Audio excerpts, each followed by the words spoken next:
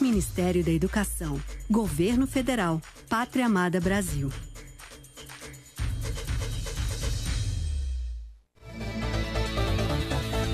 Olá, meus amigos, eu sou o jornalista Douglas Gonçalves e tenho o prazer de levar até você uma novidade. Nós vamos chegar mais cedo na TV Santa Cecília com Hora Geral. A partir de segunda-feira, dia 10 de maio, nosso programa vai ser a partir das 18 horas, ou se você preferir, às 6 da tarde. Não muda nada, conteúdo, interatividade é o mesmo, apenas vamos chegar mais cedo, às 18 horas. Eu espero por você.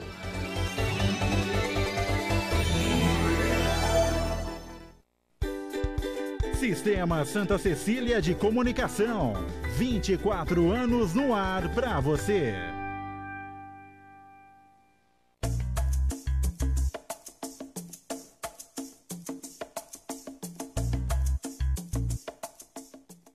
Bom dia, cidades. Apoio Laboratório Célula Mater, Blumed Saúde e Infolog TI Tecnologia. Internet de qualidade de verdade.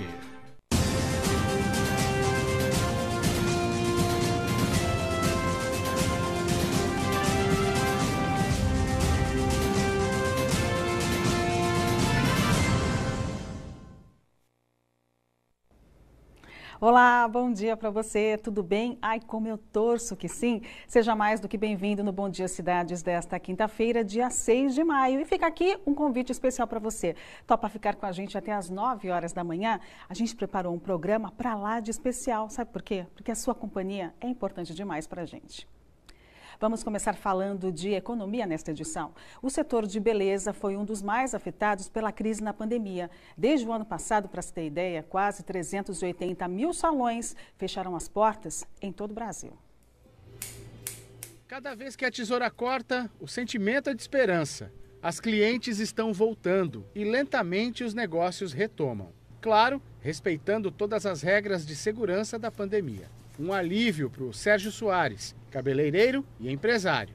O Salão do Sérgio é um dos maiores aqui de Santos e é um dos que também conseguiram se manter diante de um cenário tão difícil que a pandemia trouxe para quem trabalha no ramo da beleza. Para você ter uma ideia do que eu estou falando, segundo a Associação Brasileira de Salões de Beleza, em todo o Brasil, de 2020 até hoje, 375 mil salões fecharam as portas. Depois de atender a cliente, Sérgio nos contou que em 2020 enfrentou a pior crise de toda a sua vida como empresário. São quase 40 anos na atividade. Foi muito complicado, principalmente para manter a nossa equipe. Nós somos aqui em 60 pessoas, então manter essa equipe unida foi bem difícil. Pela internet, conversamos com o economista Luciano Simões, que aponta um cenário ainda difícil. Para se manter na atividade, é preciso respeitar rigorosamente as regras sanitárias. E o crescimento está ligado diretamente ao avanço da vacinação no país. O empresário desse ramo, ele precisa ter a consciência de que se não temos vacinas tão cedo, ou o ritmo de vacinação ainda está muito aquém de ter uma condição de saúde para a população, para a sociedade, voltar à sua circulação de movimentação, que é o que o empresário desse ramo precisa, vai ficar, então, difícil da gente, nos próximos meses, ter o ritmo tão forte quanto estava. Sérgio, é claro, está feliz com a retomada, ainda que gradual, dos negócios. Quanto ao futuro, é preciso cautela e inovação. Mesmo porque a gente, o ano passado, achou que já tinha passado e todo mundo aí afrouxou as medidas de segurança, o que ocasionou a segunda onda.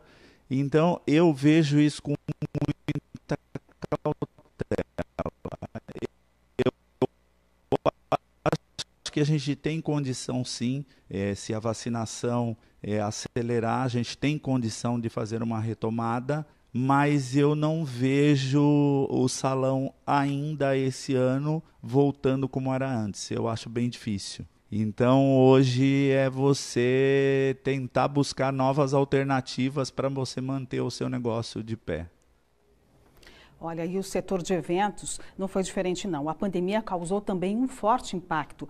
Maio é conhecido como os meses das noivas, você já sabe, um período bem movimentado para os comerciantes desse segmento. Mas pelo segundo ano consecutivo, o cenário preocupa os profissionais. Com a coroa no lugar, Stacy faz a última prova dos acessórios que vai usar no casamento. O grande dia vai ser no próximo fim de semana. Ela faz questão de entrar na igreja durante o mês de maio. Nós começamos a namorar no dia 7 de maio de 2013. Então nós tínhamos esse desejo de nos casarmos no dia 7 de maio para manter a mesma data. Quando nós marcamos o casamento, a gente já estava em período de pandemia, mas a gente achava que ia durar no máximo 2, 3 meses. E acontece que não aconteceu isso. Então a gente estava com bastante insegurança se a gente ia conseguir ter a festa, se a gente ia conseguir realizar esse sonho de se casar, principalmente mantendo a data que a gente queria. Com a crise no setor, ela conta que manter a data durante a pandemia ajudou a ganhar descontos com os fornecedores. A gente conseguiu desconto, por exemplo, na cabine de fotos. Ficou coisa de uns R$300 mais barato. Isso alivia bastante as contas, porque, como todo mundo sabe, não é barato fazer um casamento. Cláudio é o dono da loja que Stacy escolheu alugar o vestido. A arara é bem variada, mas com o adiamento das festas, faz tempo que as roupas não saem dos cabides. Antes da pandemia, eram alugados 40 vestidos por mês. Tivemos alguns cancelamentos no começo, mas a maioria adiou, porque as pessoas que vão fazer um casamento, que vão ter uma festa, é um sonho realizar aquilo. Então, dificilmente ela fica pessimista, né? Então ela quer manter aquele sonho dela. Então os cancelamentos foram bem poucos, pelo menos comigo. E eu fico feliz por isso, né? Porque o mercado precisa continuar. Com as mudanças de datas e cerimônias menores, foi preciso se reinventar e apostar em novos modelos de vestidos. O perfil era outro, porque eram festas menores, que foi liberado, assim como está agora, 50 pessoas, se eu não me engano, e mudou o tipo de vestido. Teve noiva que trocou o vestido, que era meio bufante, para vestidos mais leves, que foram feitas muitas festas ao ar livre, né? Em chácaras, em praias, que era externo. Então, elas migraram e fizeram esses mini wedding, que a gente chama no mercado de eventos, que são festas menores. Antes da pandemia, o setor de eventos movimentava mais de 17 bilhões de reais por ano no Brasil. Um desafio e tanto para a Cíntia. A assessora de eventos não teve só a vida financeira afetada pela crise, mas também a saúde emocional. A assessora, né, ela vive com a noiva o sonho de casar. Então a gente se envolve demais, se envolve com a história delas, não só com o casamento, né?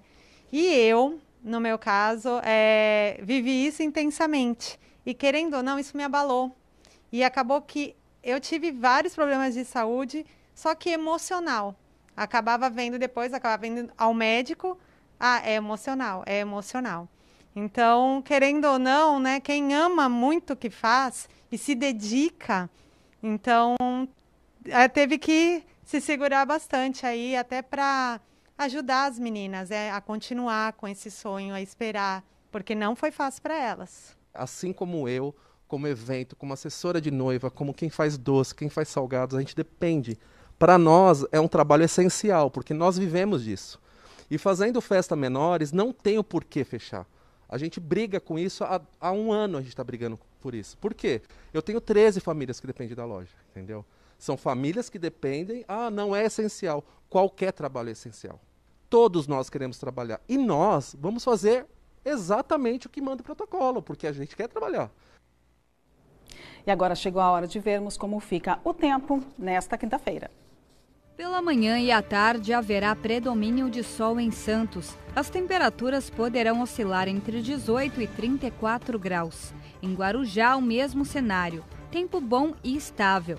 Máxima de 32 e mínima de 17. O calor chega ainda mais forte em Cubatão. O dia será ensolarado com as temperaturas variando entre 22 e 37 graus. Em São Vicente, o dia também será quente, com apenas 5% de chances de chover. A máxima será de 37 e a mínima de 21 graus. Em Praia Grande, o tempo estará bom. As temperaturas variam entre 18 e 31 graus. Em Mongaguá, a máxima será de 35 e a mínima de 21.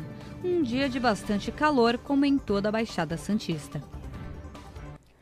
Nas estações mais frias do ano, as doenças mais comuns são as que atingem a garganta e o aparelho respiratório. Sabe aqueles famosos ites? Rinite, sinusite, amidalite, laringite? É difícil conhecer quem não tenha pelo menos um problema desse, não é mesmo? E para saber mais como isso funciona no nosso organismo e também saber como a gente pode se proteger, agora eu vou conversar, claro, pela internet com o médico Bruno Rossini. Olá, doutor Bruno, como vai o senhor? Seja bem-vindo ao nosso programa. Olá, bom dia. Estou muito feliz de estar aqui com vocês. Obrigado pelo convite e obrigado aos espectadores que estão nos acompanhando. Ai, a gente também está feliz demais de ter o senhor aqui conosco. Doutor Bruno, o senhor pode falar para a gente o que acontece com o nosso organismo nessa época do ano? Sim. Bom, durante os meses mais frios do ano, aumenta sim a nossa suscetibilidade a ter as inflamações das vias aéreas, né? Então, nós percebemos no consultório um aumento de, como você falou, das ites, né? Desde a parte de rinite, sinusite, as faringites e também as doenças de via aérea inferior. São as bronquites, as próprias crises de asma, né? Acontecem com mais frequência, sim. E as características de cada uma, por exemplo, tem gente que reclama que tem uma dor forte aqui, né? Como se fosse uma dor de cabeça, só que ele é um pouco mais intenso. O senhor pode falar algumas características para quem está em casa conseguir identificar se tem ou não? Muito bem. Bom, as rinites, né, existem diversas causas. A mais comum seria a rinite alérgica, que é caracterizada classicamente com uma congestão nasal, uma coceira no nariz e a coriza, que é aquela aguinha que escorre do nariz, né? Ela pode acontecer também não só de forma mais frequente nos meses mais frios, mas também nos meses onde existem mais pólen circulando no ar, então isso também pode estimular essa reatividade da via aérea, né? Mas existem outras causas de rinite, como, por exemplo, a exposição a algum local poluído, ou, por exemplo, uma construção onde tem muita poeira de cimento pode irritar todo o nariz. Já a sinusite, didaticamente falando, é quando ocorre uma inflamação dos seios da face, né? Dos seios paranasais. E essa inflamação dificulta a ventilação desses seios e também propicia um aumento do acúmulo de secreção dentro das nossas cavidades sinusais, né? Por isso que é sinusite. E por isso que muitas vezes nós temos essa dor de cabeça mais persistente, uma dor de cabeça em peso, que costuma piorar, inclusive, quando a gente abaixa a cabeça. Uma pressão, né?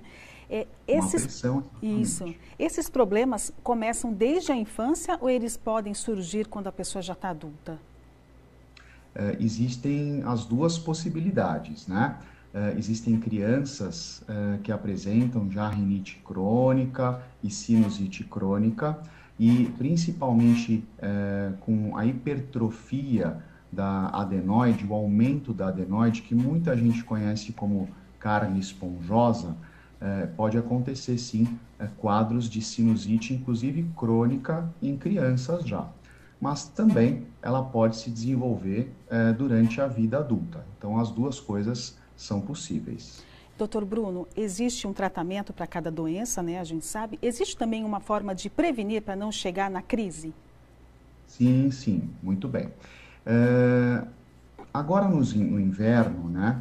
Nós tendemos, até por causa do tempo frio, a ficar em ambientes mais fechados, menos ventilados, e isso propicia a propagação dos vírus, que também são uma causa extremamente comum das inflamações das vias aéreas, né?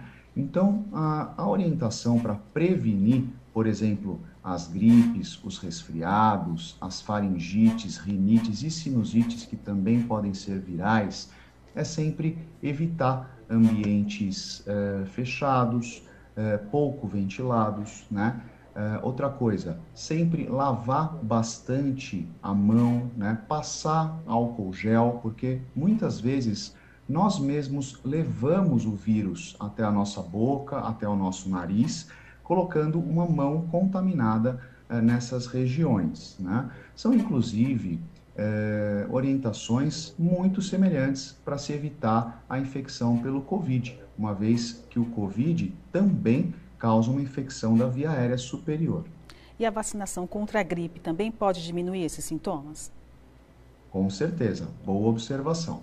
A vacinação contra a gripe, ela ajuda muito a prevenir a infecção e o desenvolvimento de doenças graves.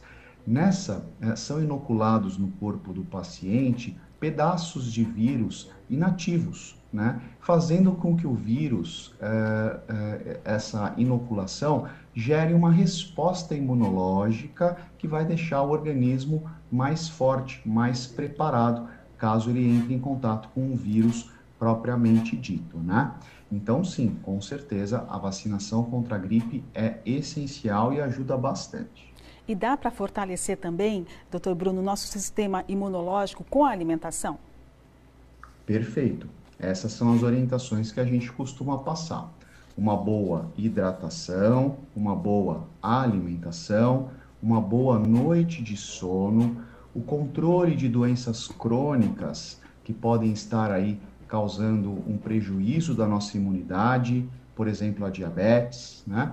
Tudo isso vai levar a um organismo mais forte, a um paciente mais forte e preparado para lidar com uma eventual infecção. Doutor Bruno, eu agradeço demais a sua presença aqui no Bom Dia Cidades. Topa vir outras vezes para falar sobre outras formas de prevenção de doenças? Eu ficarei muito feliz de estar presente com vocês sempre que for convidado. É um prazer e uma honra estar aqui. O prazer é nosso, viu? Um ótimo dia para o senhor. Muito obrigado para você também. Muito obrigada. E no próximo bloco, a gente volta a falar do impacto da Covid-19 agora no mercado de trabalho. É que uma pesquisa do IBGE revela que mais de 20% das empregadas domésticas ficaram sem emprego agora durante a pandemia. E ainda nesta edição, a gente vai ver que o governo do estado anuncia a vacinação de grávidas, deficientes e pessoas com comorbidades. Os detalhes, já, fica com a gente, não sai daí não.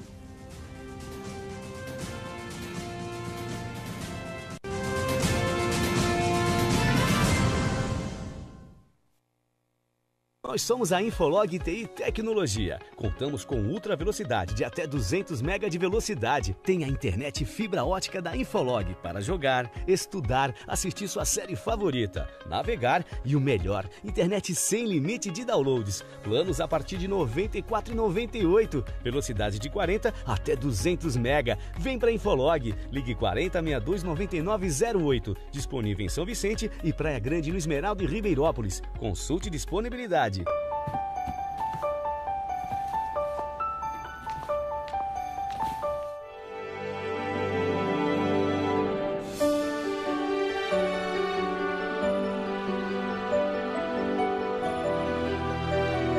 Nesse Dia das Mães, o melhor presente é cuidar da saúde delas. Blumed Saúde. Tudo para você viver mais e melhor. As manhãs de segunda a sábado, com a palavra de uma nova dimensão, 9 da manhã, na sua Santa Cecília TV.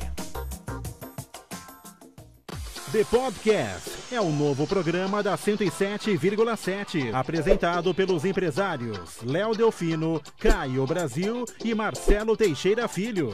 Todas as segundas-feiras, às 8 da noite, um entrevistado diferente num bate-papo super descontraído. The Podcast, na sua rádio favorita, 107,7 Santa Cecília FM. Apoio MKT Systems. Seja rápido, seja digital. O Ministério da Educação tem um recado importante para todas as escolas do país. Está aberto o período de resposta à segunda etapa do Censo Escolar 2020. O Censo Escolar é a maior pesquisa estatística sobre a educação básica brasileira. Ela é realizada todos os anos pelo INEP e nos ajuda a compreender a realidade da educação. A primeira etapa da pesquisa já terminou. Agora, na segunda etapa, é momento de declarar os dados sobre a situação dos alunos ao final do ano letivo e de informar também sobre como as escolas realizaram as atividades em 2020. Para saber mais, acesse gov.br/INEP. Escolas, não deixem de responder ao censo escolar e ajudar a educação brasileira. Ministério da Educação, Governo Federal, Pátria Amada Brasil.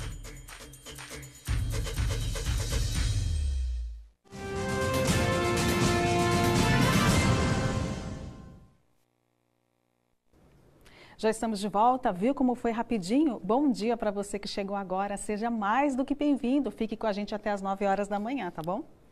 Agora vamos ver como é que está o sistema de travessia de balsa em todo o litoral paulista. Vamos lá. Entre São Sebastião e Ilhabela, 5 embarcações neste momento. O tempo é muito bom, faz sol, 30 minutos de espera para o motorista de cada lado.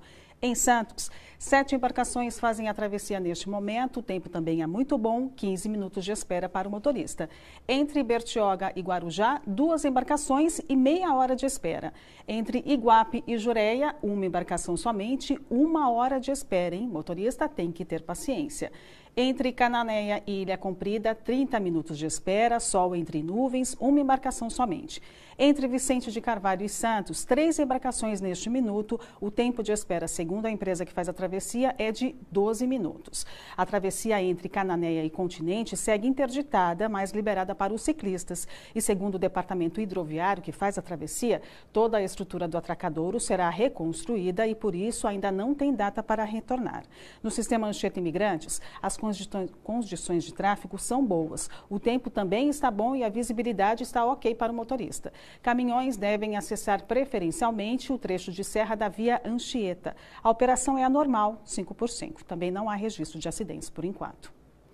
Agora vamos falar sobre os impactos da pandemia da Covid-19. Olha, as empregadas domésticas também estão passando por uma situação bem difícil. A lei não é nem um pouco generosa para quem presta serviços diários, o que provavelmente impactou muito no desemprego desse setor.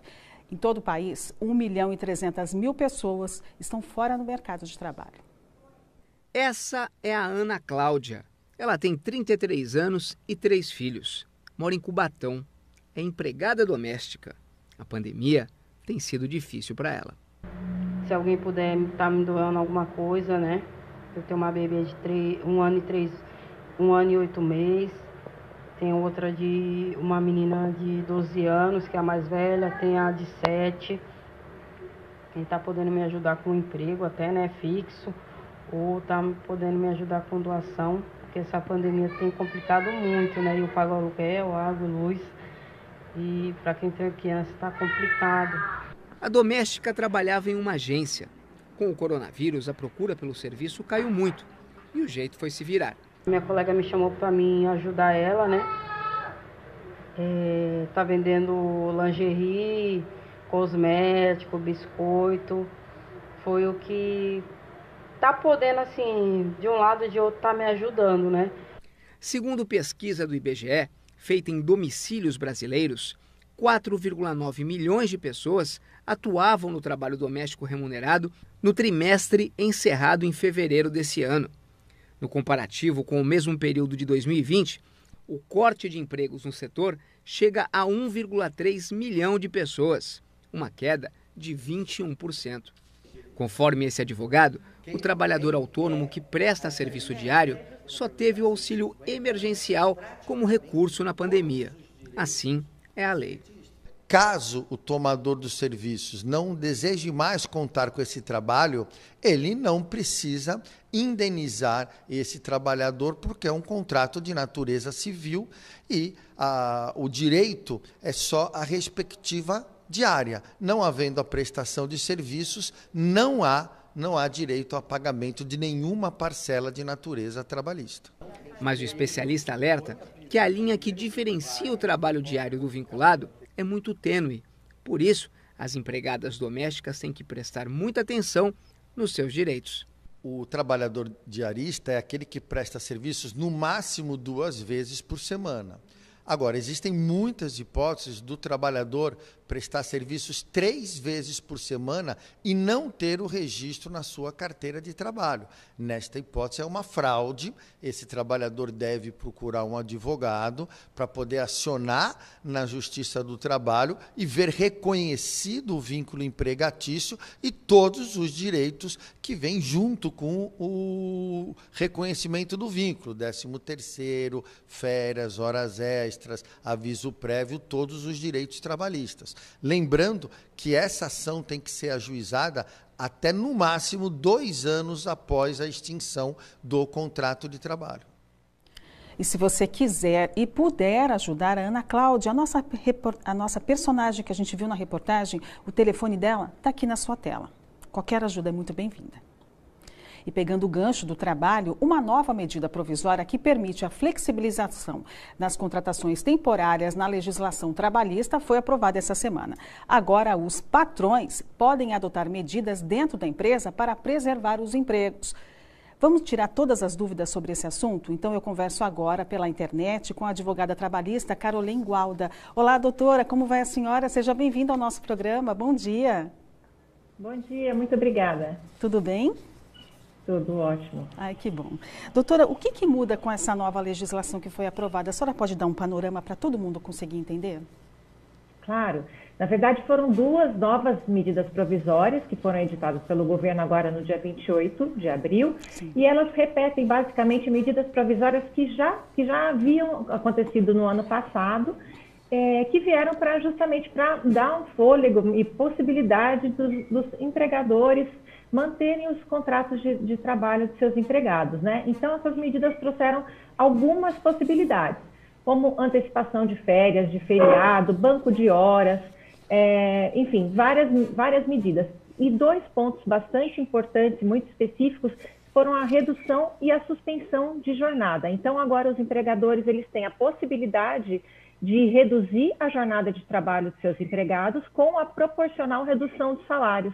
E também para aqueles empregadores, para aquelas empresas que estão impedidas de trabalhar, que estão em algumas localidades com lockdown, enfim, que estão tendo uma restrição nas suas atividades, elas têm a possibilidade de suspender o contrato de trabalho de seus empregados.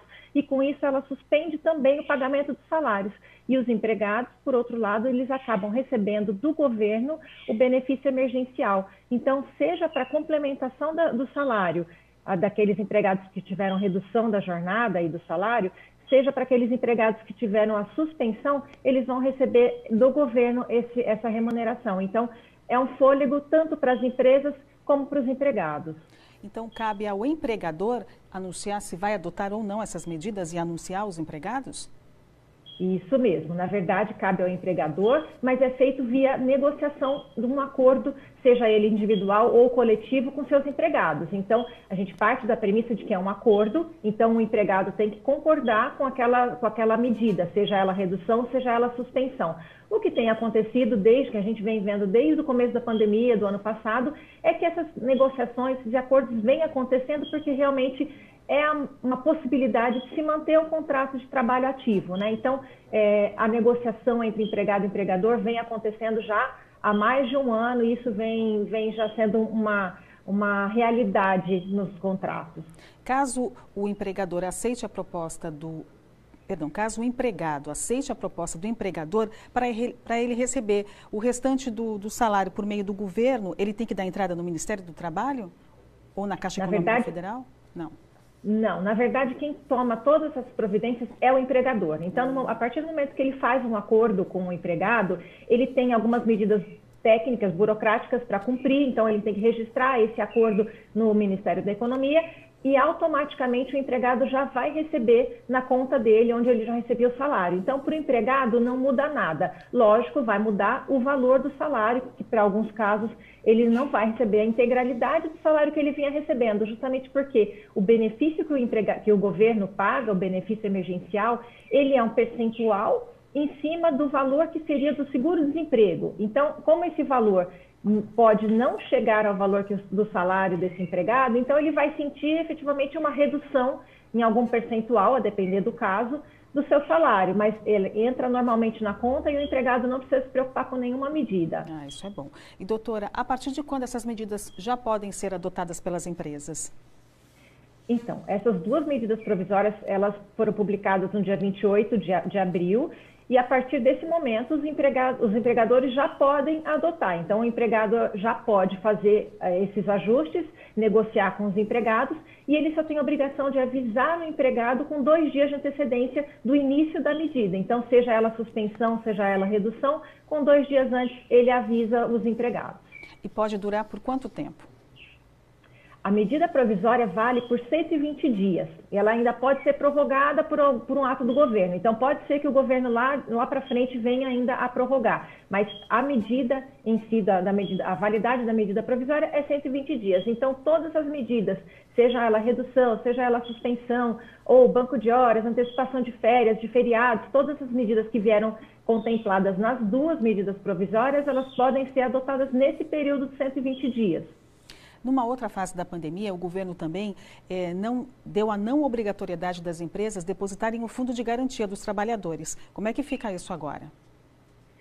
Na verdade, o que a medida provisória tinha feito anteriormente, e essa nova medida provisória trouxe novamente, foi a possibilidade do empregador em adiar o pagamento e fazer um parcelamento do pagamento do fundo de garantia. Então, as parcelas que seriam devidas agora a partir de abril, maio, junho, julho, elas vão podem começar a ser pagas a partir de setembro. Então, o trabalhador ele não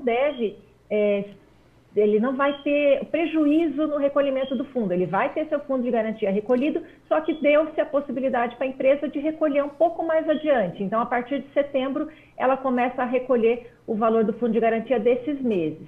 Mas é importante lembrar que se o empregado saiu nesse meio tempo, antes desse período, antes de setembro, o empregador deve automaticamente fazer todo o recolhimento do fundo de garantia desse empregado que foi desligado. É um fôlego para as empresas também, né, doutora? Dúvida, é um fôlego. As empresas estavam esperando por essa medida, na verdade, já estavam esperando há mais tempo, né? A gente passou aí um começo de ano muito difícil, desde do fim das medidas provisórias do ano passado, a última terminou em 31 de dezembro, com o fim do estado de calamidade, e aí então os empregadores se viram sem possibilidade de fazer uma redução, uma suspensão, uma antecipação de férias. E então essas duas medidas provisórias realmente vieram para dar um fôlego e ajudar a manter os contratos de trabalho ativos, né? A gente percebe também, doutora, que a flexibilização do comércio está cada vez maior. Por exemplo, um trabalhador que seja chamado para retornar ao serviço, mas não se sinta confortável ainda por conta da contaminação da Covid-19, como é que ele deve agir dentro da empresa? Bom, se esse trabalhador ele está hoje em dia em home office por alguma medida, seja pela medida anterior, uma negociação individual, coletiva com seu empregador, ele deve conversar com o empregador, porque a gente parte do princípio que se aquele empregado trabalhava presencialmente e não foi feita uma alteração no seu contrato de trabalho, uma alteração definitiva, então ele estava trabalhando em home office por uma possibilidade que o empregador deu e possibilidade efetiva do trabalho, né? Então, se era possível, a recomendação era que realmente ficassem todos, a maioria, em home office para justamente evitar Doutora. Se o empregador agora convoca o empregado a voltar, ele deve negociar com o seu empregador para que ele possa estender esse período de home office, porque ainda é muito importante, essas medidas sanitárias ainda são importantes, então, sendo possível, do tipo de trabalho que ele desenvolve, o home office ainda é indicado, mas a premissa é de que o empregador tem esse poder de convocar o seu empregado ao retorno ao trabalho. Doutora, a senhora acredita que a aprovação dessas medidas provisórias também abre uma brecha para algum tipo de alteração nas leis trabalhistas? Na verdade, a gente já vê que elas são decorrências de várias flexibilizações que vêm acontecendo já desde a reforma trabalhista no final de 2017, né? Então, o que vem dando uma ênfase maior, uma validade maior às negociações, sejam ela individual ou coletiva. Então, a legislação está em mudança constante, né? Eu acho que essas duas MPs, elas são reflexo dessas mudanças. Então, sempre existe a possibilidade, sem dúvida alguma, de mudanças, mas terminando essas MPs, tudo volta como antes, elas têm essa vigência determinada pelo prazo de validade delas de 120 dias. Doutora, eu agradeço demais os seus esclarecimentos. Foi muito bom ter a senhora aqui no Bom Dia Cidades hoje. Que bom, o prazer foi meu. Obrigada, bom dia. Um ótimo dia para a senhora também. E no próximo bloco, os destaques do Santa Portal, direto de Praia Grande, o repórter Fabiano Roma também vai explicar como vai funcionar a fiscalização nas praias, agora com a liberação de cadeiras e guarda-sóis para ambulantes. Primeiro fim de semana com essa nova atividade. Não sai daí não, viu?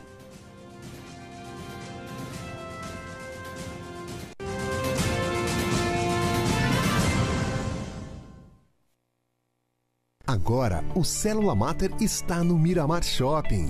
Das 7 às 10 da manhã, o shopping abre apenas para nosso atendimento. A nova unidade realiza todos os tipos de exames, com resultados em 1 hora para mais de 50 procedimentos, incluindo o teste de antígeno para Covid-19. Nova unidade Célula Mater Miramar. Confiança, credibilidade e respeito à vida abrem mais uma porta para você. Venha conhecer. Equipe Lock, locação de equipamentos para construção civil. Equipe especializada em manutenção e assistência técnica. Linha completa de produtos com os maiores estoques do litoral. Garantia, tranquilidade e eficiência em suas obras. Sempre com novas tecnologias para atender o mercado com economia, agilidade e segurança. Ligue 32243100 ou acesse equipelock.com.br. Equipe Lock. Qualidade é proporcionar satisfação aos nossos clientes. A possibilidade de ser o primeiro traz responsabilidade e novidade. É como a espera do primeiro beijo, a escolha do primeiro carro e a tão sonhada conquista do primeiro apartamento. Residencial One, o endereço certo para uma vida nova. Seja o primeiro, seja One, o residencial que une todas as facilidades do seu dia com praticidade e tecnologia. Faça uma visita. Vendas 981215353. Residencial One, Santa Cecília Empreendimentos Imobiliários. O melhor remédio contra a crise é acreditar. Anuncie na Santa Cecília TV, a TV que não para de crescer. Ligue 3202-7107.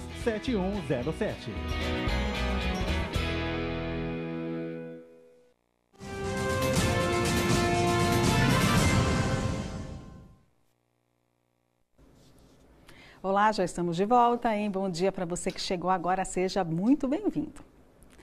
No primeiro bloco do Bom Dia Cidades, a gente mostrou um pouco da retomada do setor de eventos e os reflexos dos profissionais. Agora vamos explorar um pouco mais esse tema para falar sobre o impacto da Covid-19 e também as expectativas para o setor agora com o avanço da vacinação em toda a região.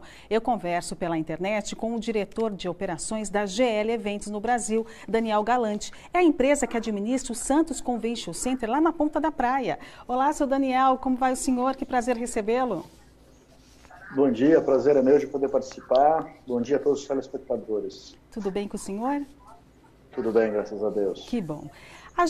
Todos os santistas, os moradores da Baixada Santista, estavam numa expectativa enorme para a inauguração do Santos Convention Center. Como é que ficam os trabalhos agora nessa fase de flexibilização da economia? A nossa expectativa é que agora a gente vai evoluindo, né? O governador hoje de manhã deu indícios de que segunda-feira vai ter mais uma evolução de fase e aí em breve a gente deve ter autorização para retornar.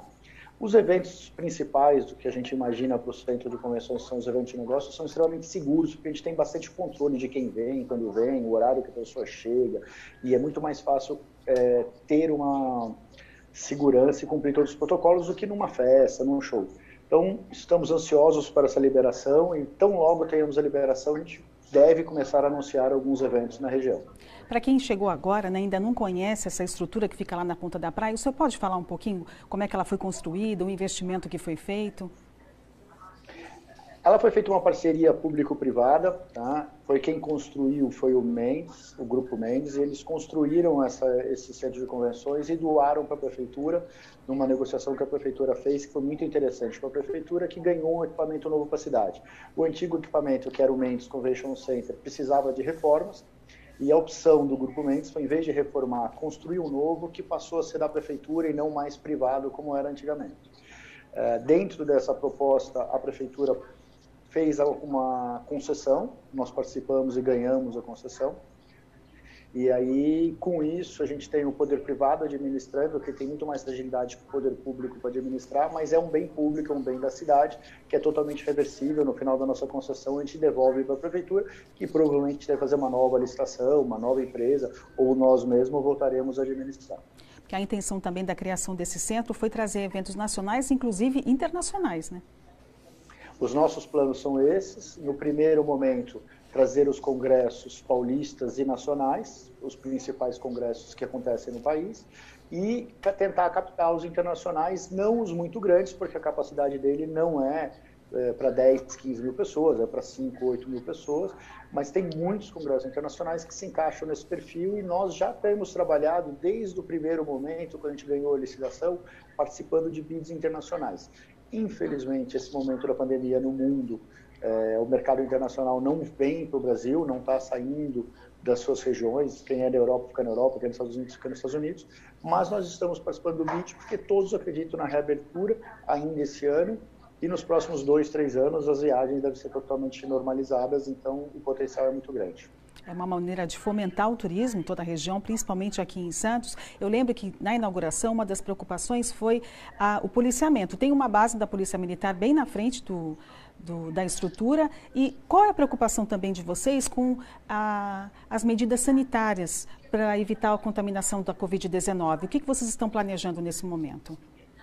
São 2 temas distintos. O primeiro que é a segurança pública. Santos é um lugar que é bastante seguro, a região do litoral ela é bem segura.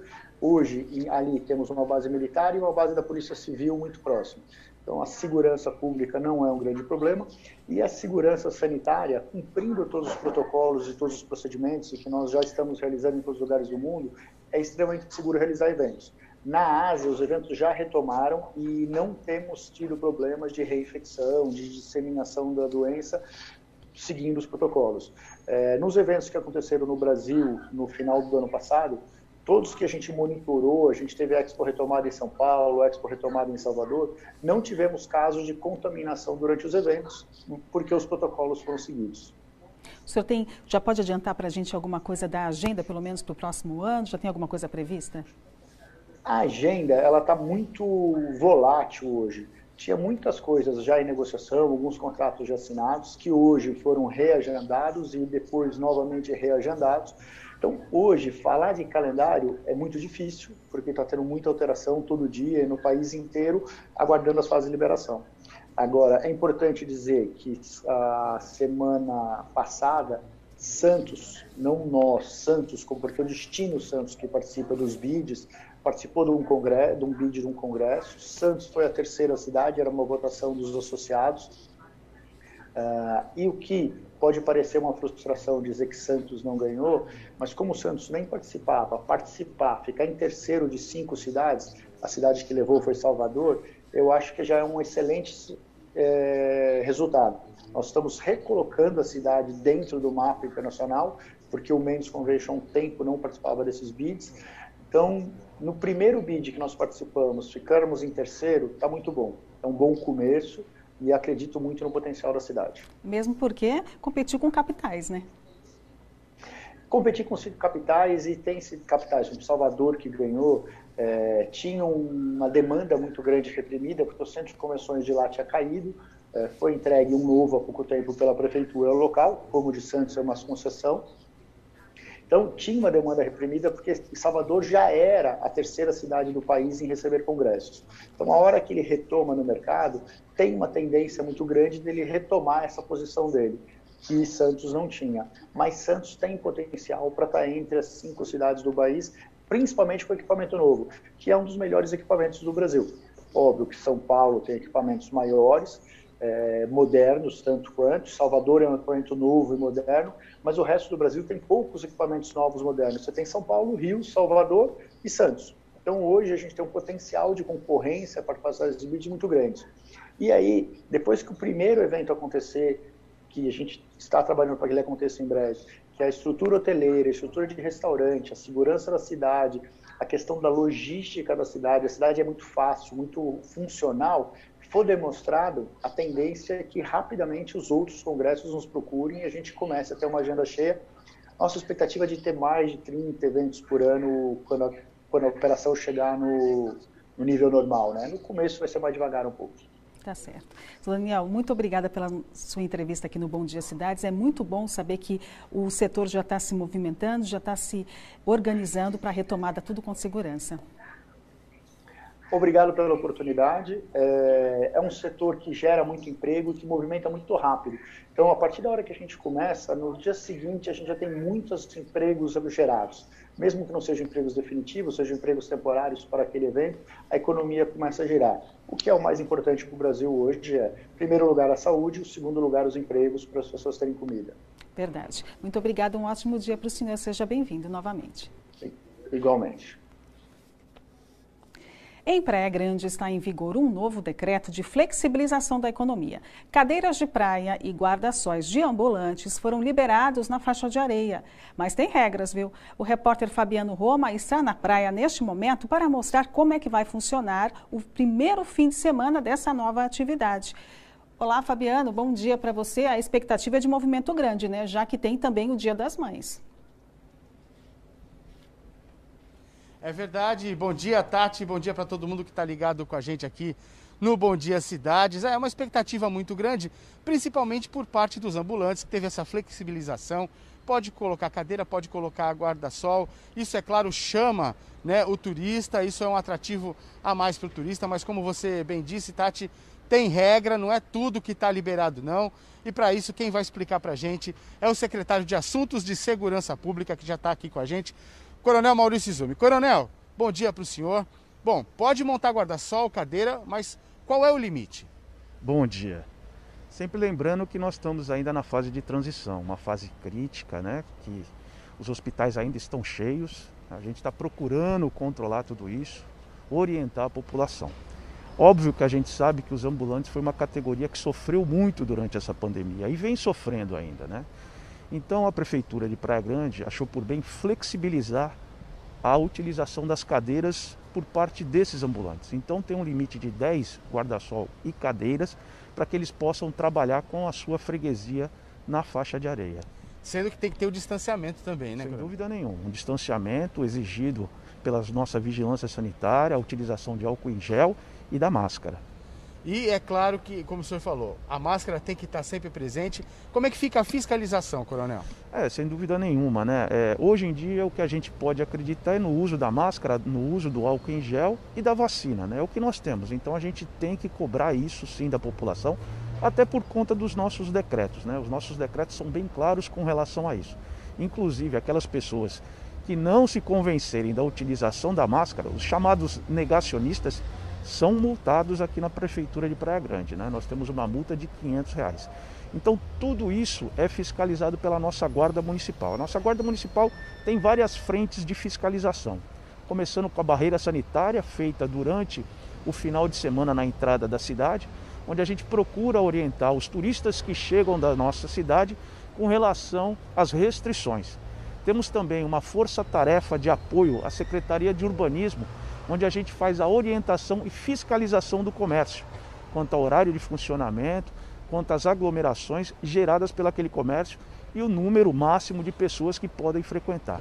Temos também a fiscalização no calçadão com relação à utilização das máscaras, né, onde a gente orienta e fiscaliza e, se for necessário, multa, e na faixa arenosa, com relação às alterações que foram feitas no decreto, quanto à utilização para esportes individuais e coletivos e a liberação para que os carrinheiros e ambulantes possam trabalhar um pouco mais de margem de lucro, né, no caso. É verdade. Secretário, o senhor acredita que com essa flexibilização atrai mais o turista, fica melhor, né, para o ambulante, né?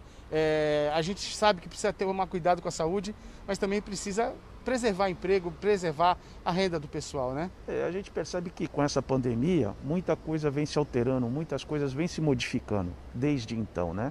Então acho que nós já chegamos, temos que acreditar, né, nas medidas sanitárias e implementar coisas novas. Então é necessário que esses ambulantes possam voltar bem próximo da normalidade. A gente sabe que estamos aí, como citamos, na fase de transição, mas com certeza a utilização de cadeiras e guarda-sol vai facilitar ainda mais a renda desses ambulantes, que até então estava muito prejudicada pela pandemia. Secretário, a respeito da fiscalização, né? Como é que o senhor tem sentido que o cidadão e o turista aqui em Praia Grande tem feito com as medidas? O pessoal tem obedecido ou a Guarda tem tido muito trabalho? Como é que funciona isso? Na verdade, a Guarda tem tido um enorme trabalho, né, em todas as fiscalizações. A gente sabe que a população está dividida, né? Alguns acreditam e outros são negacionistas. Acham que nada disso vai funcionar. Alguns até que acreditam que isso não exista, né? Que é uma gripe apenas. Mas a gente sabe que não. Então a Guarda vem orientando, né? Agora, dentro das orientações que são necessárias feitas pela Guarda, aquele mínimo, aquela exceção, de torno de 5%, que não acreditam e não querem acatar as medidas administrativas do decreto, aí sim é necessário efetuar as autuações. Tá certo. Secretário, muito obrigado pela sua participação. Obrigado por ter vindo falar com a gente aqui nesse dia tão bonito de praia, né? Eu vou pedir para o Márcio Periquito, Tati, antes de devolver para você, mostrar como é que tá o dia aqui, um dia lindo de praia na Praia Grande, e a gente vê realmente os ambulantes. Eu acho que dá para ver daqui, não sei se o Periquito está mostrando, a barraca aí da Dona Nilda, que já montou aí os guarda-sóis, as cadeiras, dá para ver que tem distanciamento, tudo dentro do limite. A mensagem que fica, Tati, é isso, uma coisa de cada vez, um dia de cada vez, respeitando as regras, caminhando e quem é de fé, rezando para que a gente passe logo por esse período tão difícil. Tati, com você. Muito obrigada, Fabiano, pelas informações. Um ótimo dia para você, para o nosso cinegrafista. Agradeça também ao entrevistado.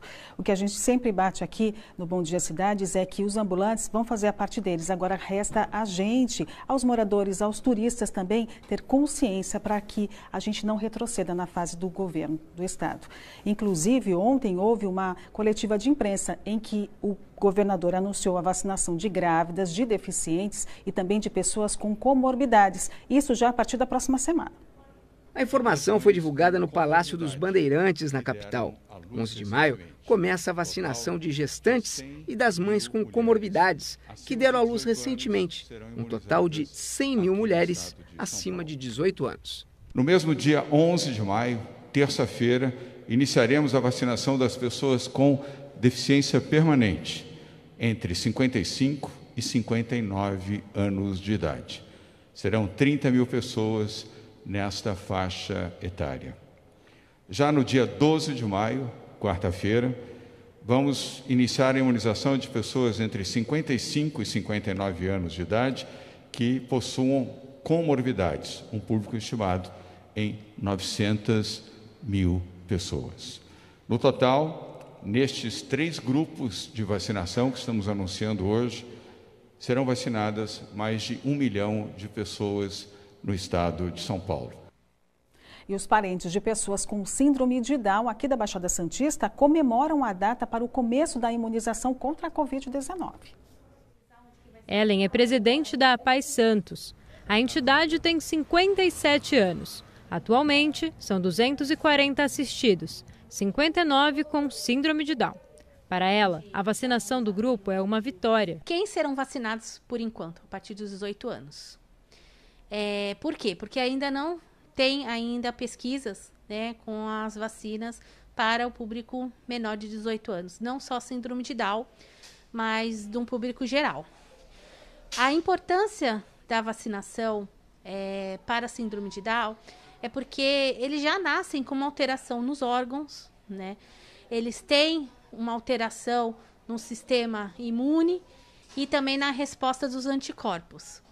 Muitos deles têm comorbidades, que é a parte de cardiopatias, obesidade, hipotonia, que dificulta a respiração, né? No caso da Covid. Então, tudo isso faz com que eles sejam fatores de alto risco para os casos graves de Covid. A relação da Santista com a síndrome começou há 18 anos, com o nascimento do filho Brian. Para a presidente da APAI, a vacinação tem dupla satisfação. Eu, quanto mãe de um indivíduo com síndrome de Down, estou muito feliz. Participei de muitas campanhas feitas, né, em todo o Brasil para que sejam, sim, vacinados esse público. Estou muito feliz. Meu filho já tem a idade para ser vacinado. Embora ele tenha contraído a Covid o ano passado, ele teve um caso bem complicado de conjuntivite, né? Mas graças a Deus só ficou nisso, na febre. Não teve sequelas maiores, mas é muito importante a vacinação, principalmente para os indivíduos com síndrome de Down.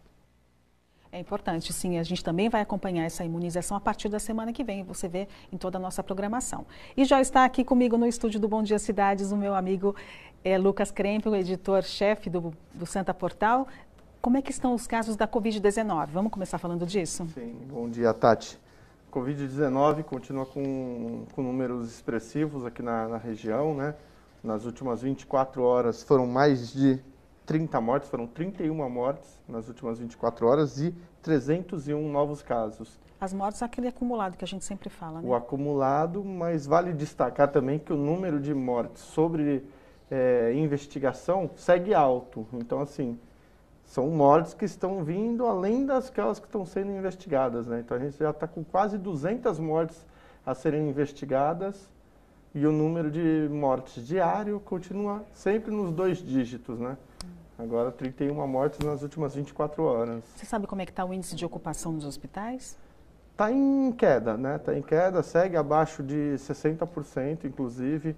Na rede do SUS, em algumas cidades como Santos, 45%.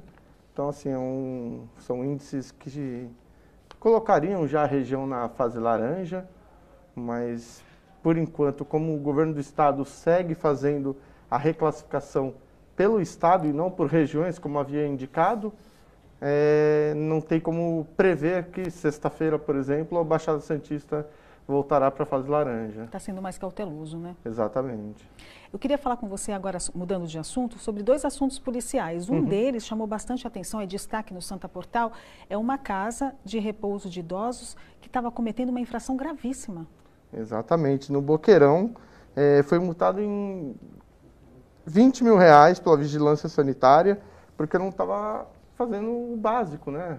Questões de deixar aqueles idosos numa região insalubre ali, né? Sem cuidado algum. Falta de higiene, né? Falta de higiene. Então... Principalmente nessa época que a gente vive, que a limpeza das mãos, a limpeza dos ambientes é primordial para evitar a contaminação. Inclusive, anteontem foi o Dia Mundial de Lavar as Mãos, né? Criaram essa data e mesmo assim a gente vê num espaço onde deveria ser o mais higiênico possível, né? Onde você deixa seus pais, seus parentes ali para um cuidado maior e não tem higienização, né? Muito triste isso.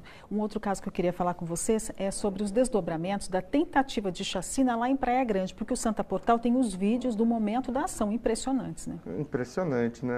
Os casos aconteceu na noite de anteontem e dos 8 baleados, 4 tiveram alta, os outros 4 seguem internados, sendo 3 deles em estado um pouco mais delicado do que os outros.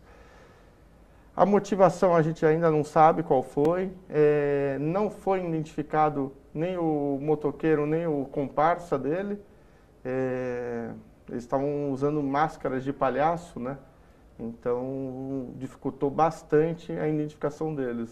A polícia segue investigando esse caso, a gente espera que o quanto antes tenha alguma atualização sobre isso. A gente também vai acompanhar. E sobre a mancha de óleo, que foi ali no Canal 6 e chegou até na praia?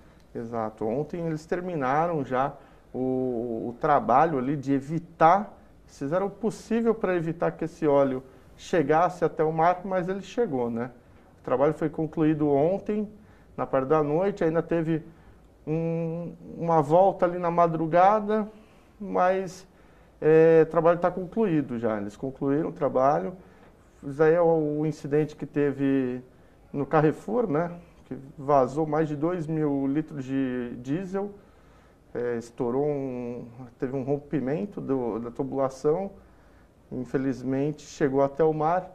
Quem caminhou ontem pela praia ali mandou fotos aqui com peixes mortos, né? Alguns peixinhos mortos. Então a gente espera que os danos não sejam tão grandes como podem ser, né? A gente conversou com o IBAMA também, que ainda não tem como mensurar os danos ao meio ambiente, porque o trabalho foi finalizado ontem ainda. Sim. E só depois disso que eles vão também estipular qual a multa que vai ser destinada ao supermercado. Exatamente, porque a multa também depende muito do impacto, né? Então eles vão avaliar por detalhes ali o quão impactante foi esse vazamento para depois definir a multa. Vamos terminar falando do peixe? Vamos. Peixe hoje enfrenta o Palmeiras às 9 horas da noite no Allianz Parque, pelo Campeonato Paulista. O Santos ontem teve uma boa notícia, que foi a vitória da Ponte Preta sobre o Guarani por 3-1, que manteve o Santos vivo com o sonho aí de avançar para as quartas de final do Campeonato Paulista. Então, vamos torcer por uma vitória aí do Peixe hoje para manter viva essa classificação, né? E amanhã a gente traz todos os detalhes aqui. Com certeza. Muito obrigada, viu, Lucas? Um ótimo dia para você. Para você também.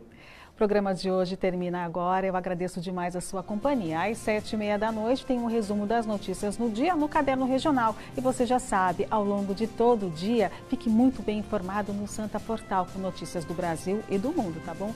Agradeço a sua companhia novamente. Muita saúde e muita paz para você. Tchau.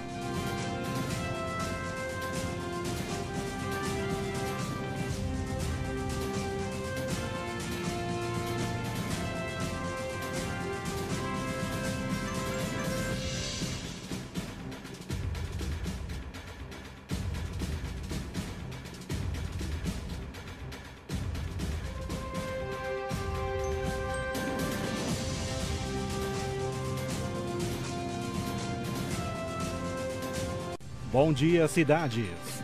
Apoio Laboratório Célula Mater, Blumed Saúde e Infolog TI Tecnologia. Internet de qualidade de verdade. Mãe, expressão viva do amor. Mãe é carinho e preocupação, é entrega e cuidado. Mãe não tem limite, é tempo sem hora.